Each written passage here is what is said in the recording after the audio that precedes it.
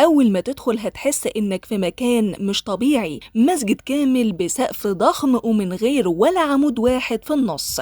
احنا بنتكلم عن مسجد جامعة تبوك في السعودية اللي نجح إنه يلفت أنظار العالم ويدخل موسوعة جينيس للأرقام القياسية كأكبر مسجد في العالم بدون أعمدة داخلية. المسجد ده مش مجرد مكان للصلاة، ده أيقونة معمارية بتجمع بين الهوية الإسلامية وأحدث تقنيات الهندسة في العالم. التصميم الفريد ده بيعتمد على قاعة صلاة واسعة جدا بتسمح للمصلين برؤية كاملة وانسيابية مفيش حاجة تقطعها، وده بيعزز الشعور بالاتساع والروحانية.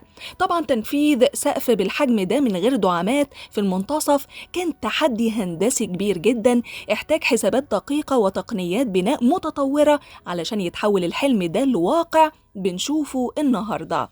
المسجد بيستوعب آلاف المصلين وخصوصا في صلاة الجمعة وشهر رمضان، وبقى فخر لجامعة تبوك ولكل المهندسين العرب اللي أثبتوا إننا نقدر ننافس ونكسر الأرقام القياسية العالمية. عظمة العمارة وجمال الروحانية اجتمعوا في مكان واحد، مسجد جامعة تبوك. يا ترى ايه شعورك لو صليت في مسجد بالحجم ده ومن غير أعمدة؟ وهل تفتكروا الهندسة دي هي المستقبل لبناء المساجد الكبرى؟ شاركونا آرائكم في التعليقات.